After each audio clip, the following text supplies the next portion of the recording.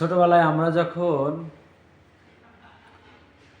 বাজারে যেতাম, আমার বাবা 1 টাকা দিয়ে একটা বরফ কিনে দিত, বা মেলায় যেতাম 3-4 মাইল হেঁটে যেতাম, তখন 1 টাকা দিত, মেলাতে যেয়ে একটা বরফ খেয়ে একটা আইসক্রিম খেয়ে চলে আসতাম। সারা বছরে একটি শার্ট 20 টাকা, একটা শার্টের পিসের দাম, আর দর্জির মজুরি হলো 10 টাকা। আর পলিস্টার কাপড়ের প্যান্ট, যে পর্যন্ত পলিস্টার প্যান্ট ভুসি হইতে হইতে উপরে না উঠতো, এ পর্যন্ত আর প্যান্ট হতো না। তারপরেও আমরা সবাই ভাই বোন মিলিয়ে মিশে থাকতাম। বাজার থেকে 30-35 টাকা কেজি গোস্ত, 1 কেজি গোস্ত নিয়ে এসে যৌথ ফ্যামিলি ছিলাম আমরা যারা থাকতাম, অনেকগুলো আলু দিয়ে গোস্ত রান্না করতো। গোস্তগুলো বেছে বেছে ঢাকনার উপর রাখতো, আর আলু একটু ঝোল আর 1 পিস করে গোস্ত দিত। আমরা 15-16-20 জন একটি সংসারে, যৌথ ফ্যামিলিতে, এই যে আনন্দ, কে কি পেলাম কি পেলাম না, ছোট গোস্ত পেলাম কি বড় গোস্ত পেলাম না, মাছ রান্না করতো, মাছগুলা বেছে বেছে ঢাকনার উপর রাখতো, আমাদের তরকারি দিত, মাছ একটু একটু দিত। এই যে তারপরেও ভাই বোন চাচা চাচি, এই যে যৌথ ফ্যামিলি, আমরা সবাই সীমিত খেয়েছি, অল্প খেয়েছি, কিন্তু ভালোবাসা পেয়েছি। এই যে ভালোবাসা, এই ভালোবাসা আমরা কম পড়েছি।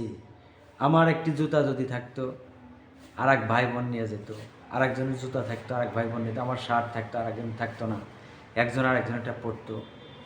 এই যে মিল মহব্বত ভালোবাসা, একজনের বিপদে আর একজন আগাইতো, সেই ভালোবাসা মহব্বত এখন আর নাই।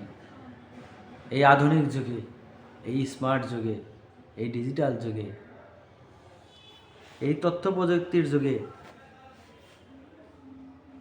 আমরা অনেক রোজগার করি, আমরা বাজার করি, কিন্তু আমাদের ভিতরে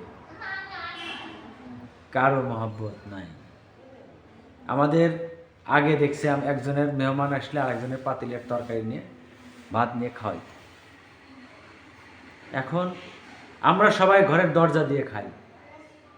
আমার ভাই না খেয়ে আছে দেখি না, আমার ভাইয়ের কাপড় নাই দেখি না, আমরা 1.5 লাখ টাকা দিয়ে কোরবানি দেই, আমার ভাই কামলা বেচা খায়, তাকে দেখি না।